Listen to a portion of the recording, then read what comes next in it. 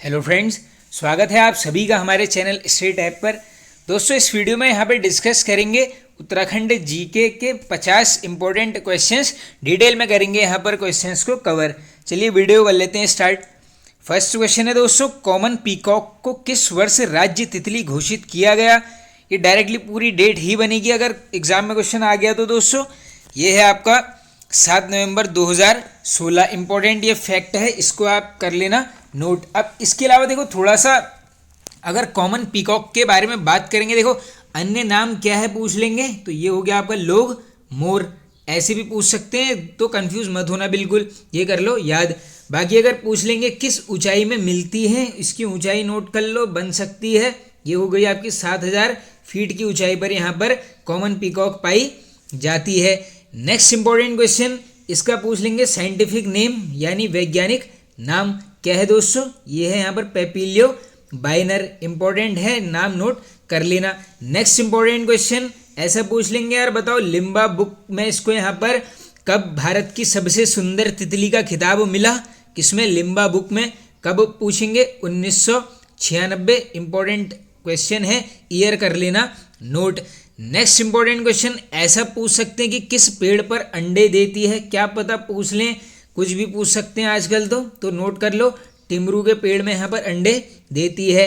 अब यहीं से क्वेश्चन निकल के आता है दोस्तों, आप सभी को पता होगा जब ये कॉमन पीकॉक को घोषित किया उसके बाद क्या करा गया था, यहाँ पर बटरफ्लाई पार्क की स्थापना की गई थी। कहाँ पर की गई थी, देहरादून।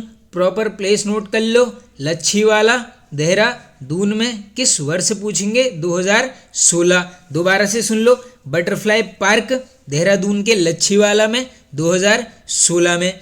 नेक्स्ट इंपॉर्टेंट क्वेश्चन देखो, यहीं से शायद क्वेश्चन पूछा है दोस्तों, आप सभी को पता होगा भारत की यहाँ पर सबसे बड़ी तितली प्राप्त हुई थी, कहाँ से हुई थी पूछ लेंगे। ये है आपकी डीडी हाट जनपद पूछेंगे, पिथौरागढ़। ये डीडी हाट करके ऑप्शन आया था एग्जाम में, और नाम नोट कर लो, इसको नाम क्या दिया गया, गोल्डन बर्ड बिंग, या फिर दूसरा नाम हो गया इसका ट्रोडेस। इंपॉर्टेंट ये भी नाम है, दोनों में से कुछ भी आपको मिल जाएगा। दूसरा नाम लिख देता हूँ, ये आपका ट्रोइडेस, वैसे बोलते हैं इसको गोल्डन बर्ड बिंग। आगे चलो नेक्स्ट, उत्तराखंड प्रतीक चिन्ह पुस्तक के लेखक कौन है।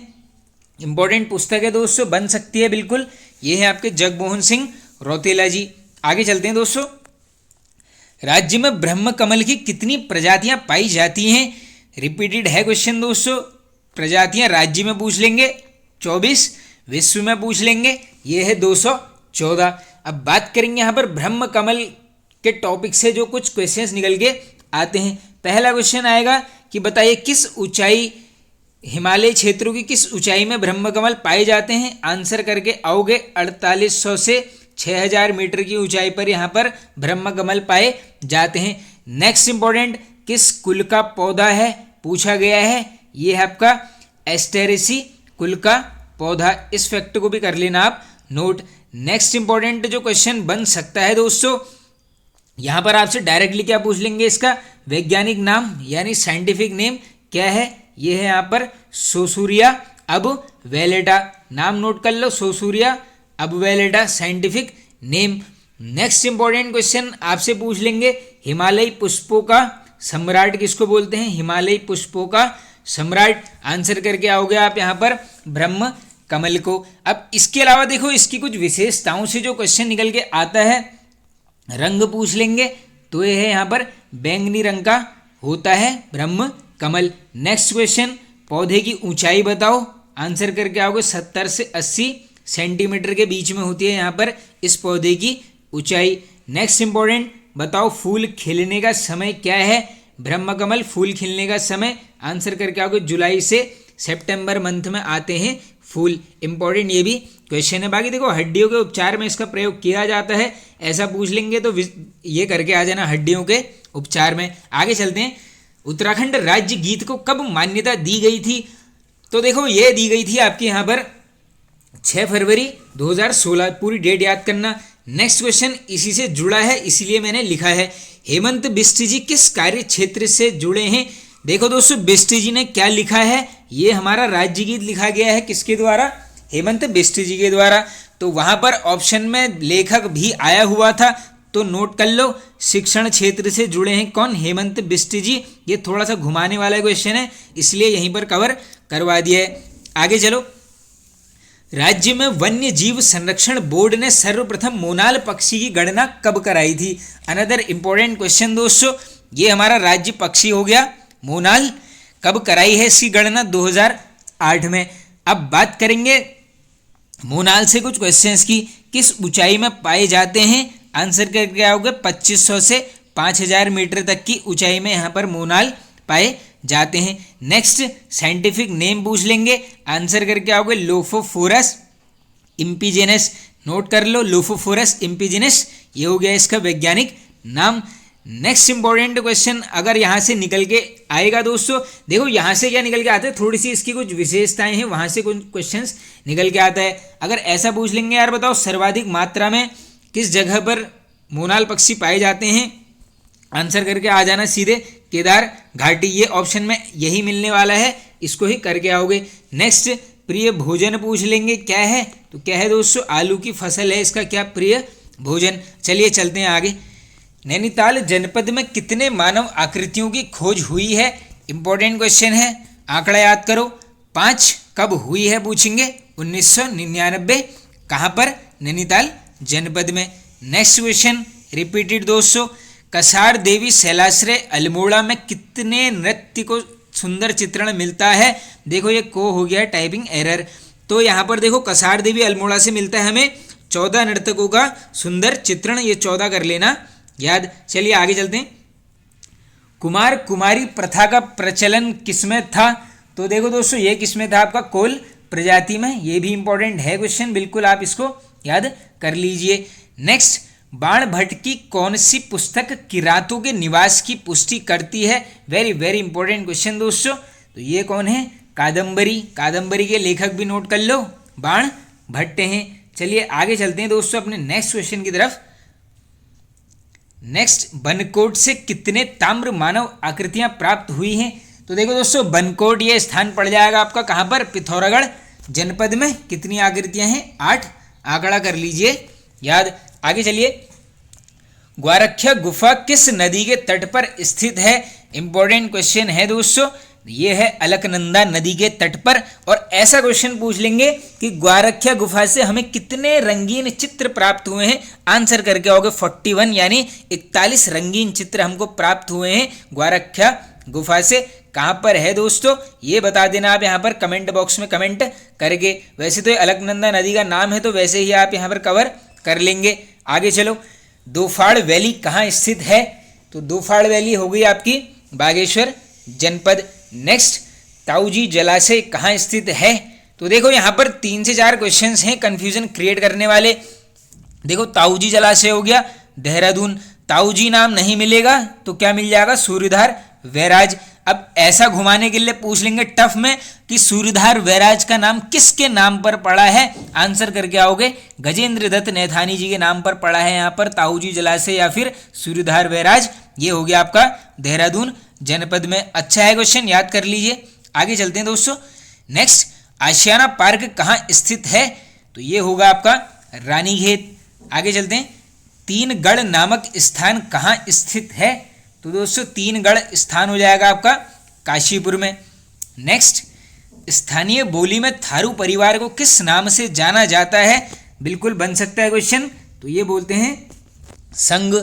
आगे चलते हैं, साकरिया देवता की पूजा कौन सी जनजाति करती है, तो देखो साकरिया देवता की पूजा करती है आपकी बोक्सा जनजाति। आगे चलते हैं।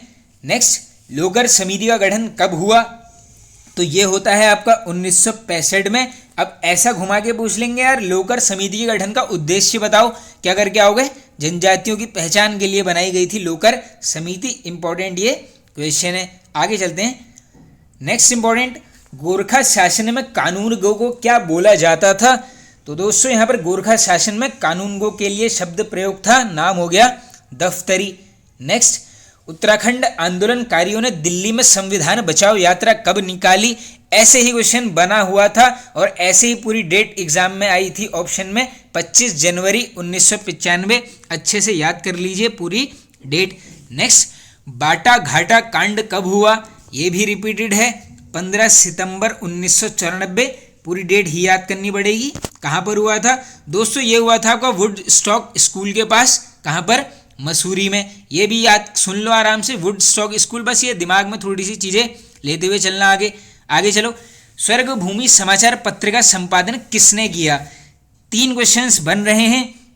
स्वर्ग भूमि पत्र का संपादन किया है देवकीनंदन ध्यानी जी के द्वारा। नेक्स्ट, ये पत्र कहाँ से निकलता था? आंसर करोगे हल्द्वानी से। कब निकाला गया है? 1934। 3 फैक्ट हैं, कर लेना याद। आगे चलते हैं। नेक्स्ट, कुमाऊं राजपूत अखबार कहाँ से निकलता था? तो ये निकलता था फ्रेंड्स अल्मोड़ा। किस वर्ष पूछ लेंगे? 1948 में। आगे चलते हैं। कुमाऊं में 10वां भूमि बंदोबस्त किसके नेतृत्व में हुआ?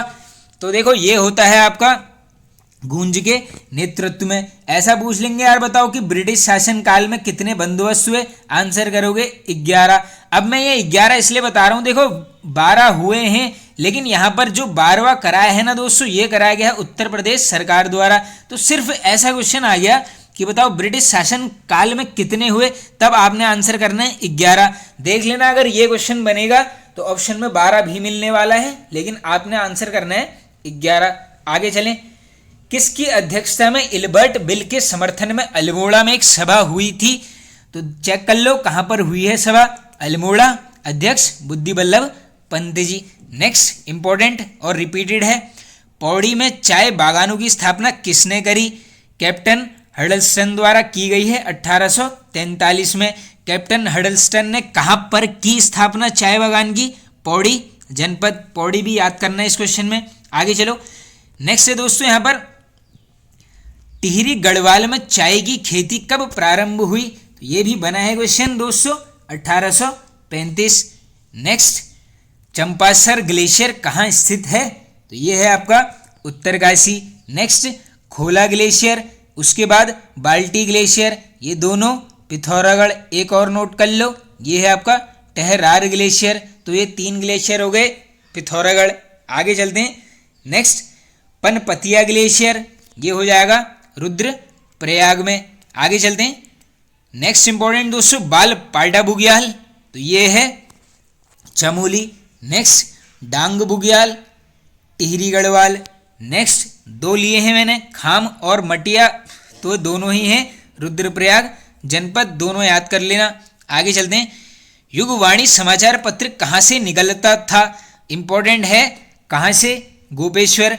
कब निकला? 1947। किसके द्वारा? भगवती प्रसाद पांथरी जी के द्वारा ये निकाला गया था। बढ़िया है, याद कर लेना क्वेश्चन को। आगे चलते हैं। विजय नामक पत्र का प्रकाशन किसने किया? तो दोस्तों विजय नामक पत्र निकाला गया है देवकीनंदन ध्यानी जी के द्वारा। वर्ष पूछ सकते हैं 1929।